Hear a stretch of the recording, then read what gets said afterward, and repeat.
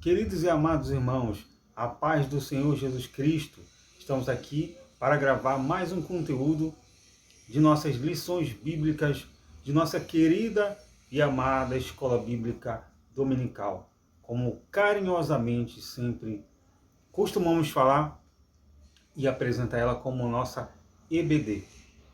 Já tem um tempo que o irmão não está gravando conteúdos aqui da Escola Bíblica Dominical, mas agora a gente está retomando. Eu peço perdão para os irmãos devido ao barulho que você possivelmente possa estar ouvindo aí, o barulho no fundo. Aqui infelizmente o irmão aqui ainda não tem um ambiente adequado, um ambiente agradável, uma acústica boa, mas a gente vai gravando os conteúdos aqui. Na medida do possível, a gente vai se ajudando, a gente vai se adequando e as coisas vão fluindo, né, amados irmãos? E eu peço que desde já você se inscreva aqui no canal, que você ative isso aí, o sininho das notificações, inscreva-se no canal, dê like, dê joinha, divulgue este canal, compartilhe, curta, deixe Deus te usar e faça com que esse canal venha a crescer mais e mais pessoas sejam edificadas pela palavra de Deus. Como eu falei no começo, a gente estava um pouco distante, um pouco ausente das redes sociais, devido a diversas coisas aí, diversos acontecimentos, trabalho, estudo, enfim. Mas a gente está se adequando aqui conforme Deus vai nos direcionando e a gente vai trazendo conteúdo da nossa querida e amada Escola Bíblica Dominical. Vou molhar um pouco a garganta aqui, para lubrificar as cordas vocais. E a gente começou, fizemos uma apresentação da lição bíblica de adultos, que é essa aqui, ó. Que é essa que você está lendo o tema aí, ó. Aí no teu visor. Tá percebendo, né? Leia aí o tema da nossa revista. Esse que é o tema. E que vai falar sobre em defesa da fé cristã, combatendo as antigas heresias que se apresentam com nova aparência. Você pode falar nova roupagem também, novas estratégias, nova forma de se mostrar.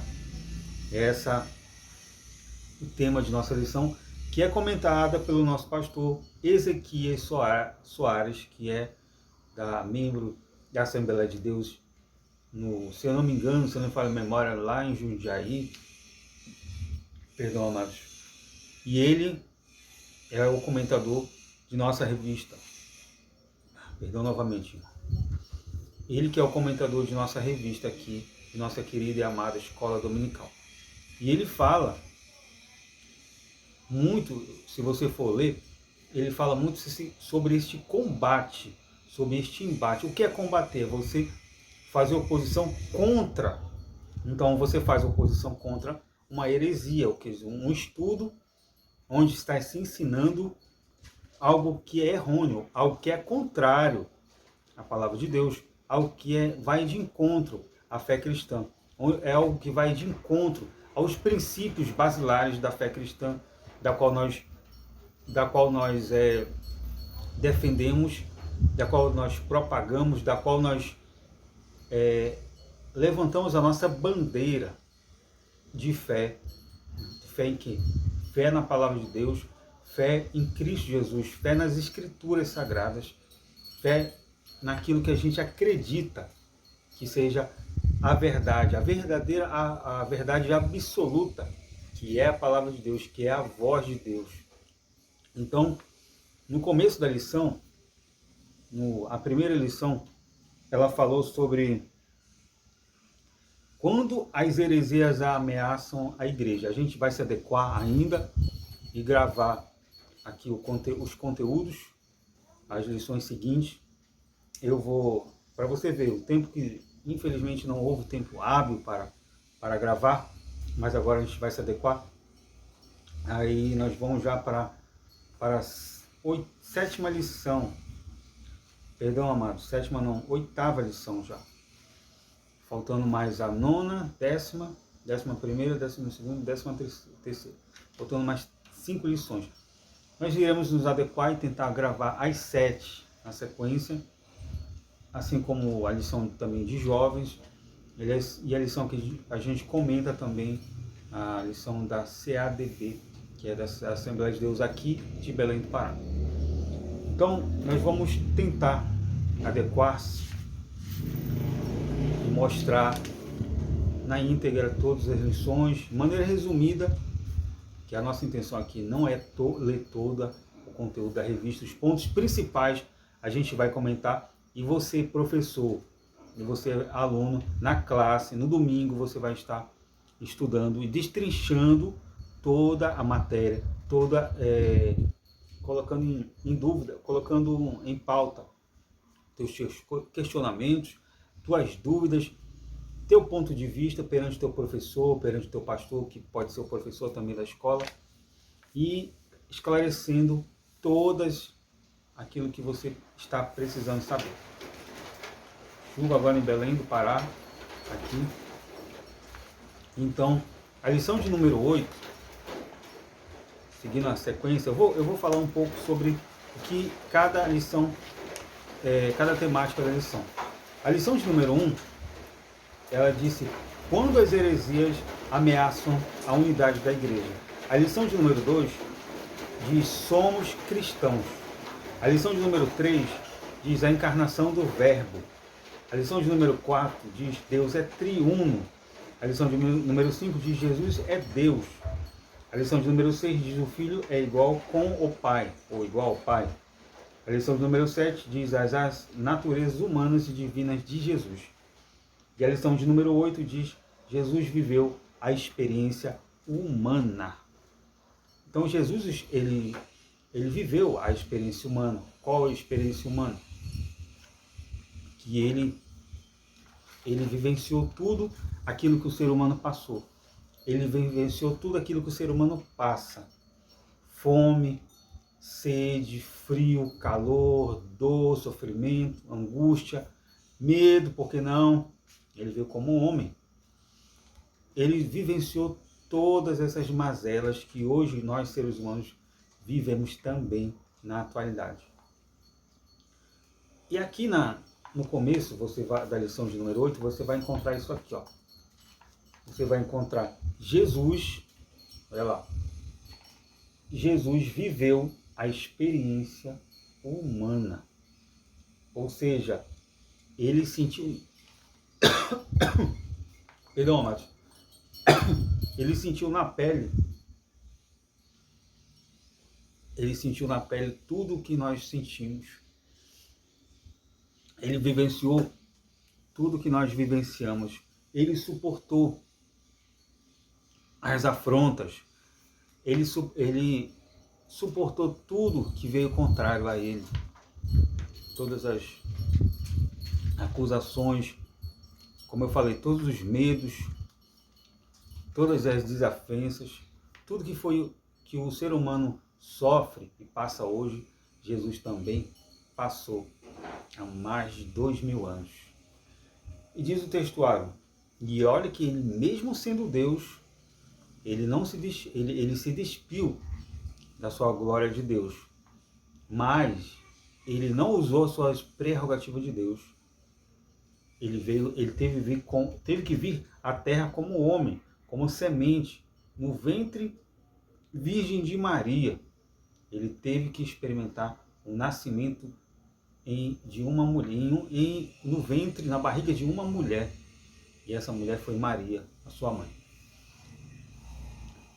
E textual diz assim, e percorria Jesus toda a Galileia, ensinando nas suas sinagogas, pregando o evangelho do reino e curando a todas as enfermidades e moléstias entre o povo. Mateus capítulo 4, versículo 23. Veja só, para você ver qual é a temática de Cristo. O que ele fez como homem? Aí alguém pode falar, não, mas ele veio, mas ele era Deus, tá, tudo bem. Ainda que ele era Deus, mas ele veio na sua veste humana, ele veio com as prerrogativas de homem, ele se despiu de sua glória, ele não usou a glória de Deus para pregar o evangelho, ele não usou a sua glória de Deus para ensinar, ele não usou a sua glória de Deus para pregar o evangelho do reino, ele não usou a sua glória de Deus para curar a enfermidade e moléstia, não, ele usou, amados, a sua humanidade. Claro que ele usou, como ele usou? Através da inspiração, através da ajuda, através do Espírito Santo, ele fez todas essas coisas. Ele não usou as suas faculdades de Deus, ele não usou as suas prerrogativas de Deus, não. Ele usou as suas prerrogativas humanas pelo poder, pelo impulso, com a ajuda de quem? Com a ajuda do Espírito Santo. Não foi com a ajuda do homem, não foi com a ajuda de outros meios, de outras técnicas de oratória, de persuasão. Não.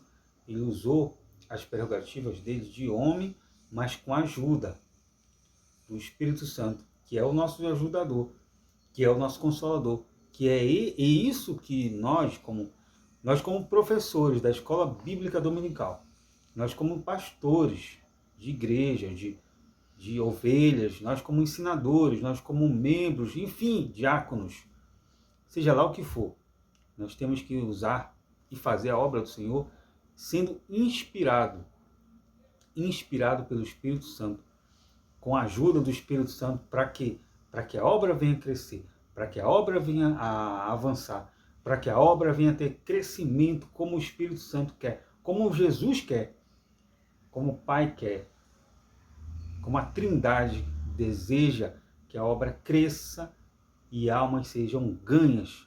Para quem? Para Jesus, e o Evangelho seja propagado, pregado e expandido para muitas e muitas pessoas. Então esse é o intuito da pregação do Evangelho. É este o intuito desse crescimento. Na verdade prática diz assim: o Senhor Jesus Cristo teve vida social, olha lá, amigos, parentes, interagia com as pessoas e era conhecido dos vizinhos e moradores de Nazaré, onde fora criado. Então Jesus não era uma pessoa isolada. Jesus não era uma pessoa antissocial. Jesus era uma pessoa que sabia como se relacionar com o próximo, sabia como conversar com o próximo, sabia como se conduzir em sua caminhada, sabia como trilhar a sua caminhada para ganhar almas, para orar por uma pessoa, para libertar uma pessoa de sua enfermidade, libertar uma pessoa possessa de algum demônio, de alguma moléstia, de alguma doença, enfim. Ele era uma pessoa que ele não se isolava da sociedade, ele não se misturava com o mundo. Ele estava no mundo, mas ele não fazia parte do mundo, ele não se misturava com o mundo, ele não pecava como os pecadores. E muito pelo contrário, o que ele fazia? Ele, ainda que ele fosse atrás dos pecadores, era para salvar, era para libertar, não para se misturar, não para fazer parte do mesmo balaio, do mesmo molho, da mesma bagunça, da mesma baderna, do mesmo grupo. Ele ia para salvar, ele ia para dar liberdade ao cativo, ele para libertar aqueles que estavam sendo oprimidos pelo diabo, pelo Satanás e seus demônios. Era para isso que ele ia, isso que foi o intuito dele. Mas infelizmente na sua localidade, até em Nazaré, até onde ele morou, ele não teve tanta aceitação. As pessoas não aceitaram muito bem o seu evangelho. As pessoas não aceitaram muito bem a sua forma de pregar, a sua forma de mostrar o evangelho na íntegra, como deveria. E ele veio como servo, ele veio como aqui, você vê aqui, ó. Olha lá. O que você vê aqui? Vou aproximar um pouco mais. Aqui, deixa eu ver. Olha lá. Ele lavando o quê? Um pé. Esse trabalho de lavar pé, amados, esse trabalho, ele era um trabalho feito por servo. Quem era o servo? Era o empregado do senhor ou senhora. Era uma pessoa que estava para servir. Era para estar prestando serviço para uma casa, para uma determinada pessoa. Era um empregado. Não era um escravo, era um empregado. E assim ele fez. Ele desceu e se fez servo. Ele lavou os pés dos discípulos. Figuramente, ele queria mostrar, se eu, que sou o Senhor, que sou o próprio Deus, sou o mestre maior que vocês, eu lavei os pés, que dirá vocês devem lavar os pés um dos outros. Mas ele não falou para acharem que seria algo literal, lavar pé sujo. Como tem uma denominada igreja aí que segue a cerimônia de lavar pés, e não era nesse sentido que ele queria falar. Para lavar os pés é para um achar que o outro é maior que si próprio. É eu querendo ser menor que o meu irmão. O meu irmão querendo ser menor do que eu. Não, eu sirvo a você. Não, eu que sirvo a você. E ficar nesse embate sadio. Não, mano, eu que sirvo você. Não, você que me serve. Não, não era nesse sentido que ele queria. Que ele queria falar, no sentido literal do lavar os pés com água. E sim no sentido de humildade. Humildade para servir ao próximo com amor. Na leitura bíblica em classe, você vai achar assim. Está lá em João capítulo 1, versículo 43 e 51. Depois você vai abrir Mateus capítulo 26, 37, 38 e 42. A gente não vai ler aqui a leitura, porque você vai acompanhar, você vai fazer essa leitura lá na tua igreja, lá na tua classe, aqui a leitura. Essa é a leitura bíblica. Vou deixar um pouco aqui no vídeo para você ver. Aí está. Daqui a pouco eu vou tirar e... Certo? Pronto.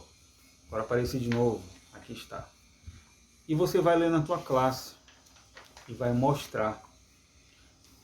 E aí você vai começar a tua aula e mostrar como foi, como é vai se direcionar essa lição de número 8, onde vai mostrar Jesus na sua experiência humana. Ele viveu, como ele andou, tudo que ele falou, tudo que ele disse, tudo que ele deixou como exemplo para nós, a gente vai aprender em sua experiência. Vamos à introdução logo? Diz assim a introdução: o Senhor Jesus não viveu como anacoreta, ou seja, como um monge ou eremita em retiro solitariamente, isolado da sociedade. E nem ensinou essa prática aos seus discípulos, pelo contrário. A narrativa bíblica descreve que ele teve vida social e religiosa. A presente lição pretende mostrar alguns aspectos da experiência humana de Cristo. Então, a lição aqui em si, ela vai querer mostrar esses aspectos, da vida humana de Cristo, a experiência humana de Cristo, o que ele quis deixar para os seus discípulos, o que ele quis deixar para nós como ensinamento, como nosso treinamento, como a nossa regra de fé e prática, o que ele quer ensinar para a amada igreja, o que ele quer falar, que tipo de instrução ele quer nos dar para que a gente venha praticar, para que a gente venha a cumprir tudo que ele ensinou, trilhar o mesmo caminho que ele trilhou. Diz assim: a experiência humana no ministério de Jesus. Os debates com as autoridades religiosas. Esse é o ponto 1. Os principais opositores de Jesus foram os fariseus, os saduceus e os herodianos. Esses debates revelam o ensino de Jesus sobre a ética, os princípios morais e as responsabilidades que temos civis. Então foram um grupo, esses três grupos que ele fala aqui, ó. Esses três opositores, olha lá. Fariseu, saduceu e herodianos foram três grupos que combateram sempre a Jesus, estiveram sempre combatendo o ministério de Cristo, estiveram sempre combatendo o que Cristo pregava, estiveram sempre combatendo os seus ensinos, os seus atos, as suas falas, o modus operandi. Eles estiveram sempre em oposição a Jesus. Não diferente de nós, sempre vai ter um grupo, sempre vai ter uma pessoa, sempre vai ter alguém combatendo a nossa pregação, o nosso ensino, a nossa oração, o nosso jejum, a nossa fé, a nossa esperança. Sempre vai ter alguém que vai estar combatendo, que vai estar sempre contrário àquilo que a gente está tentando ensinar, conforme a palavra de Deus, conforme que o Espírito Santo nos impulsiona e nos direciona. O A, você vai ver assim, fariseus. O nome vem do hebraico prushim. Irmão não sabe o hebraico, mas vai tentar. Prushim significa separados, porque não concordavam com os saduceus. A tradição acima das escrituras. Aí está lá em Mateus 15:3, a separação do Estado da religião. Eram membros do Sinédrio.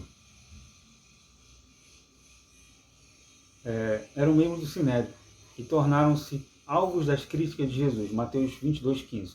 O apóstolo Paulo declara que o grupo dos fariseus, ao qual pertencia antes de sua conversão, era a mais severa seita do judaísmo. Eles eram capazes até de matar, irmão, de tirar a vida e mostrar que estava prestando um serviço para Deus e não estava. E existe ainda hoje grupos religiosos extremistas, eu não vou ficar citando nomes para não ser banido pelo canal, mas hoje em dia ainda existem grupos religiosos que são capazes até de matar, se for preciso, para fazer valer a vontade deles e não a de Cristo. Não quero nem que você... Perdão, amados, teve um corte no vídeo aí, mas como eu falei anteriormente, não quero que nem que você faça valer a minha vontade, mas é a vontade de Cristo que tem que ser feita. É a vontade de Cristo que tem que valer a pena, que tem que ser obedecida.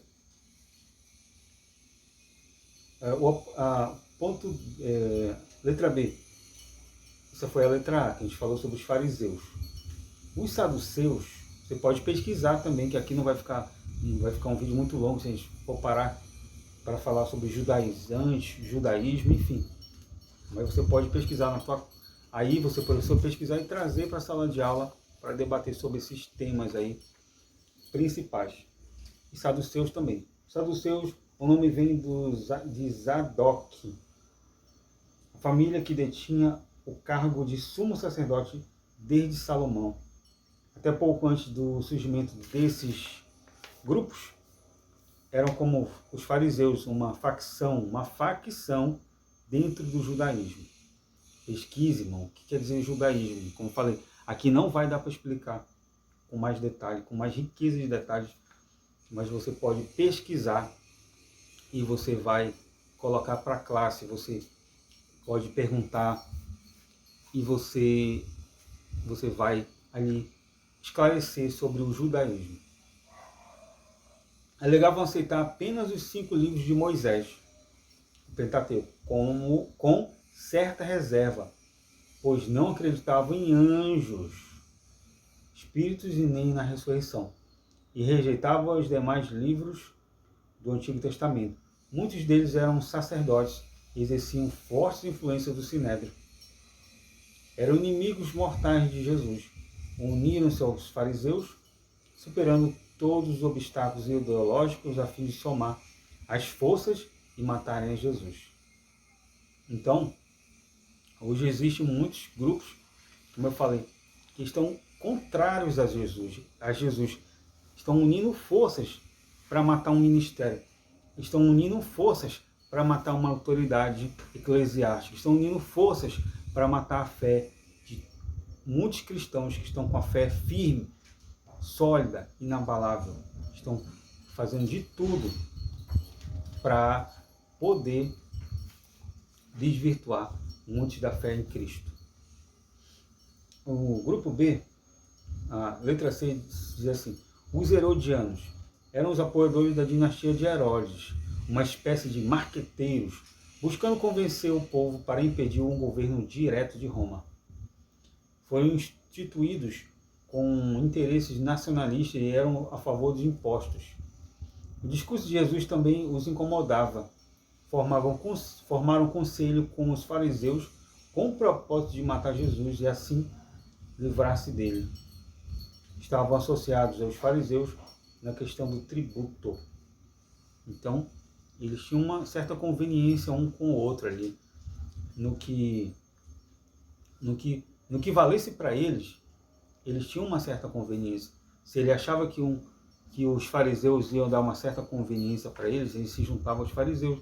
Se eles achavam que os saduceus ia dar uma certa conveniência para eles se juntavam aos fariseus. Para quê? Tudo no intuito de prejudicar Jesus. Tudo no intuito de derrubar o ministério de Cristo aqui na Terra, atrapalhar as obras de Deus aqui na Terra. Claro que ninguém vai conseguir atrapalhar a obra de Deus. A obra de Deus vai passar por oposição. A obra de Deus vai passar por dificuldade, mas sempre Deus, sempre o Espírito Santo vai estar ajudando, nos apoiando, nos direcionando para que a gente não venha fraquejar, para que a gente não venha a desistir. Amém? Está tudo esclarecido até aqui? Se está, eu peço que você se inscreva em nosso canal, que ative o sininho das notificações para que você seja aí avisado pela plataforma do YouTube, que o irmão Renato, é isso mesmo, que o irmão Renato está colocando conteúdo novo no canal para abençoar a minha. Primeiramente passa por mim, este maná vem de cima e derrama sobre mim, e eu distribuo esse maná, eu distribuo esse alimento para os amados irmãos inscritos deste canal. Vamos seguir? A vida social e religiosa de Jesus. O mestre participava de uma vida social intensa. A escolha dos seus discípulos, como Filipe, André, Pedro e Natanael, aconteceu num ambiente entre amigos. Você vai achar lá em João capítulo 1, versículo 43 a 46. Os dois primeiros capítulos de Lucas apresentam um começo muito humano de Cristo, apresentando os amigos, vizinhos e parentes como Zacarias, Isabel, os filhos de Zebedeu, João e Tiago. Eram primos de Jesus. Zebedeu era um pescador da Galileia e marido de Salomé, irmã de Maria, mãe de Jesus. Lucas descreve o desenvolvimento físico e mental de Jesus, que crescia em estatura e em sabedoria. Vou parar por aqui um pouquinho. Tem muitos jovens na igreja hoje crescendo e até em estatura, fazendo academia, enfim, tendo uma vida de crescimento rápida, crescimento físico, crescimento em estatura, crescimento como homem, crescimento como mulher. Só que infelizmente nada de crescimento aqui na sabedoria, nada de buscar o crescimento através de Deus, nada de buscar o crescimento através do alto, através do Pai das Luzes, através de Deus, através do Espírito Santo. A vida não muda. Só cresce materialmente, só cresce fisicamente, mas espiritualmente, mas na sabedoria, no entendimento da palavra de Deus, nada. Como diz o ditado, neca de pitibiriba. Nada. Porque não cresce, porque não quer, porque não se interessa, porque não busca, porque não clama, porque não ora, porque não entrega a vida a Cristo como deveria se entregar, como deveria se derramar, mergulhar na palavra de Deus, como deveria mergulhar na experiência humana, na experiência do sobrenatural de Deus, buscar a face dele todo o tempo. Infelizmente, essa é a realidade que está acontecendo hoje em dia dentro das igrejas. Eu não falo fora do mundo. O mundo não quer saber de crescimento espiritual. O mundo não quer saber de amor. Mas dentro da igreja não se quer mais crescimento. Eu não vou generalizar, irmão. Eu não vou aqui generalizar. Mas muitos não querem mais o crescimento. Uma grande parte não quer saber dos dons espirituais. Uma grande parte não quer saber de orar, jejuar, consagrar, de entregar a sua vida a Cristo, literalmente e integralmente, somente para Ele. Para que Ele seja o Senhor de sua vida. Para que Ele domine as suas vontades, suas emoções, seu intelecto, toda a tua vida tem que ser entregue para Ele, porque Ele toma conta de tudo. Diz assim, nós paramos aqui na estatura, não foi? Sabedoria. Ele interagia com as pessoas independentemente de sua condição social e espiritual. Ou seja, às vezes acontece isso hoje. Dentro da igreja, às vezes a condição social é... Um irmão com uma condição social um pouco melhor, ele é até visto com bons olhos.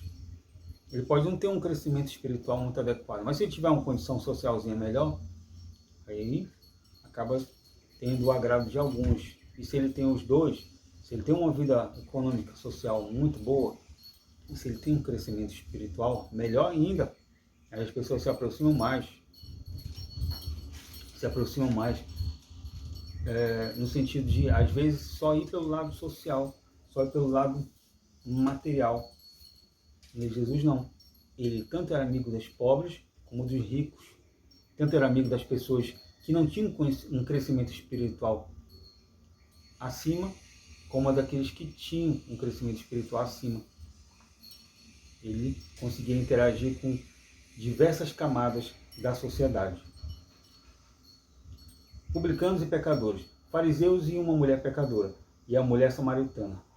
Então, ele conseguia interagir com todas as classes que fossem necessárias.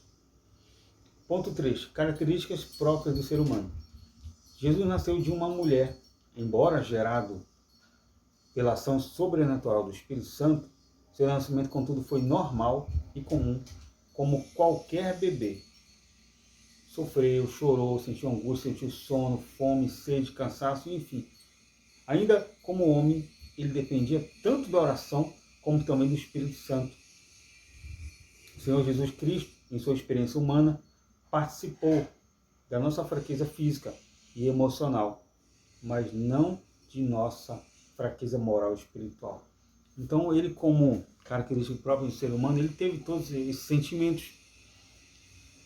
Ele sentiu tudo que a gente sente hoje. Ele passou por tudo que a gente passa hoje. E ele sabe de tudo que a gente precisa. Ele sabe todos os nossos sofrimentos. Ele sabe todas as nossas mazelas. Ele sabe tudo que a gente passa. Porque ele vivenciou tudo isso. Então, quando a gente vai até ele, quando a gente vai até a presença dele, a gente vai acreditando que ele vai mudar. A gente vai acreditando que ele vai solucionar aquela situação, aquele problema,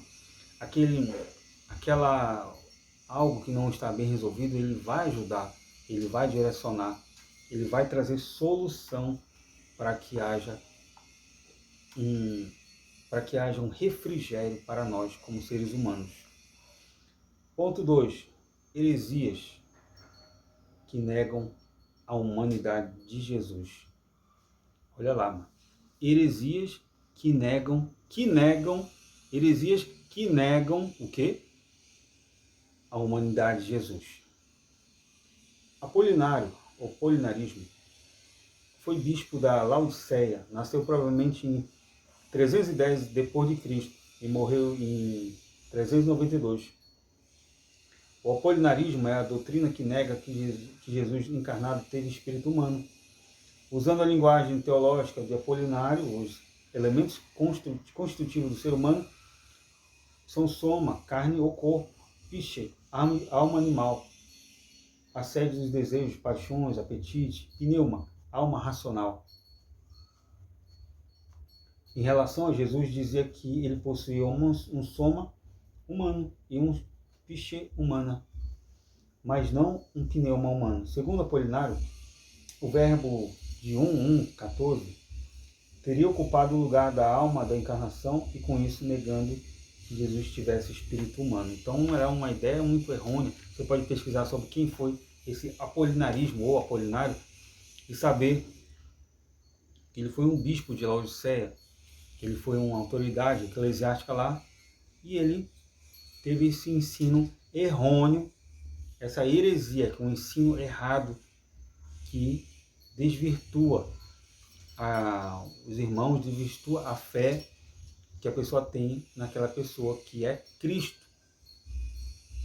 Acaba gerando uma confusão nas pessoas e as pessoas acabam nem acreditando, nem começam a ficar com as mentes cauterizadas e não conseguem entender verdadeiramente a palavra de Deus, não conseguem compreender verdadeiramente como foi essa humanidade de Cristo. Não consegue entender, não consegue fazer mais confusão do que esclarecimento.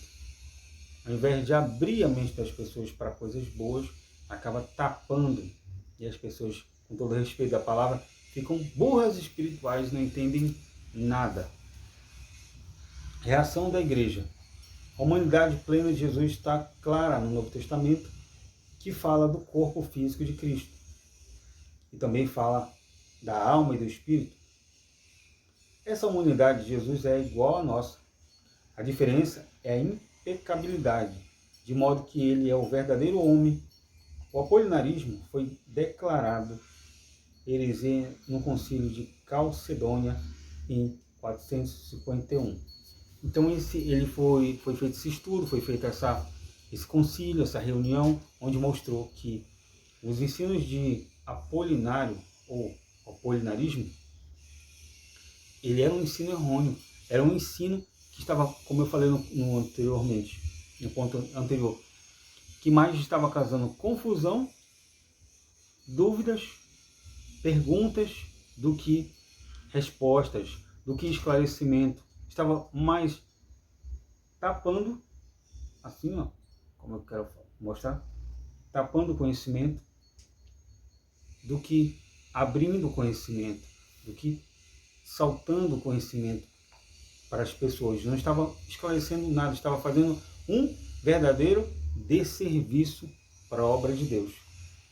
Monotelismo é a doutrina cristológica do patriarca Sérgio de Constantinopla, que ensinava a ver em Cristo uma só vontade.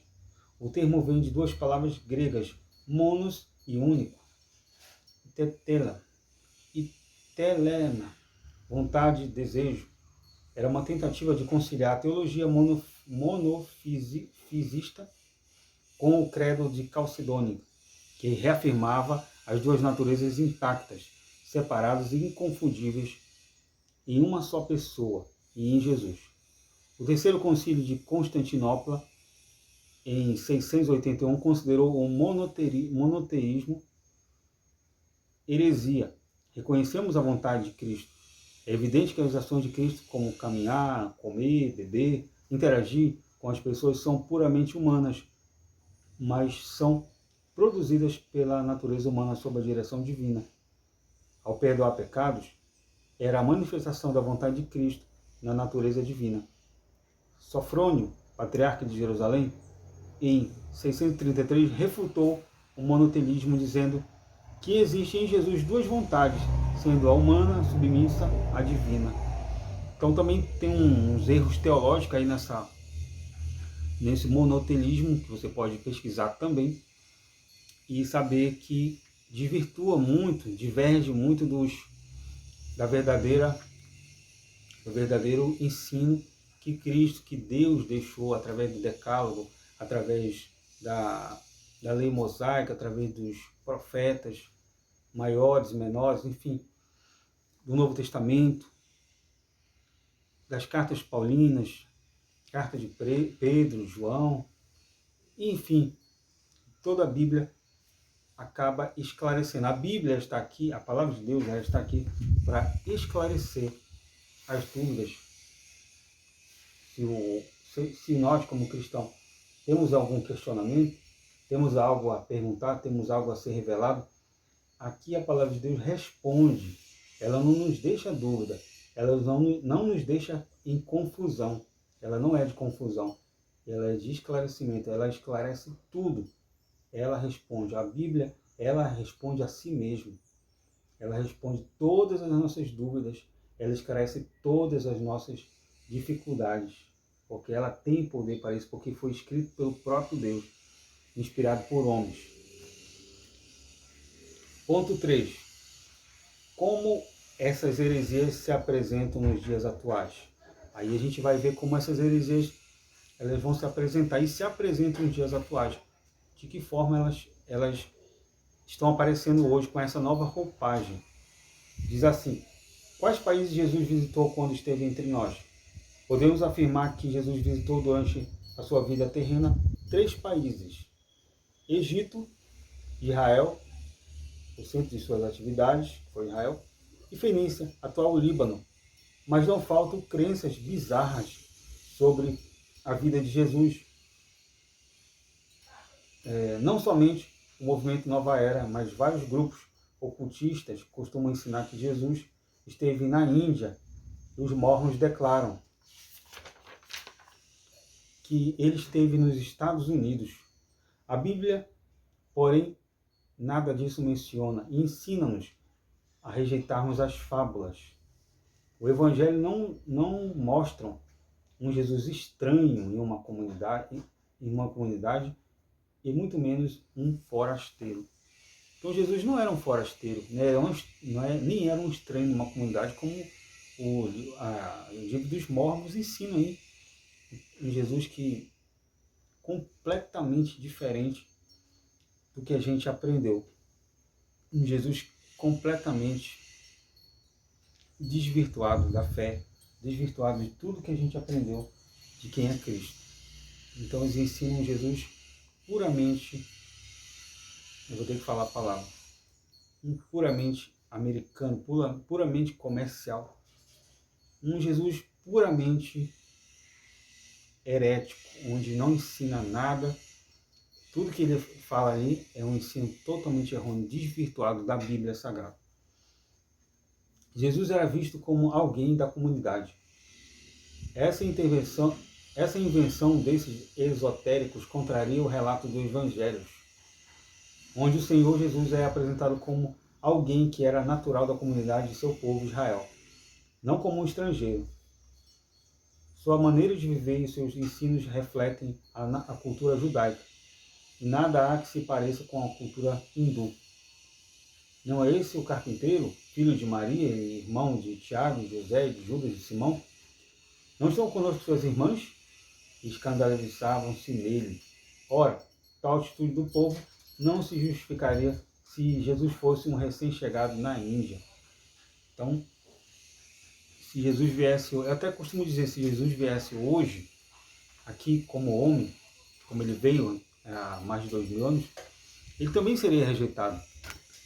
Ele também sofreria e muito rejeição do povo. Ele também seria alvo de perseguição, como muitos cristãos hoje são alvo de perseguição, como muitos cristãos hoje não são levados em crédito a pregação do Evangelho. Por quê? Muitos não amam, muitos não querem saber de Cristo, muitos não querem saber de pregar o Evangelho, de aceitar o Evangelho de Cristo, porque estão envolvidos em heresias, estão envolvidos até em escândalos e não querem ouvir a verdade, e a verdade é Cristo.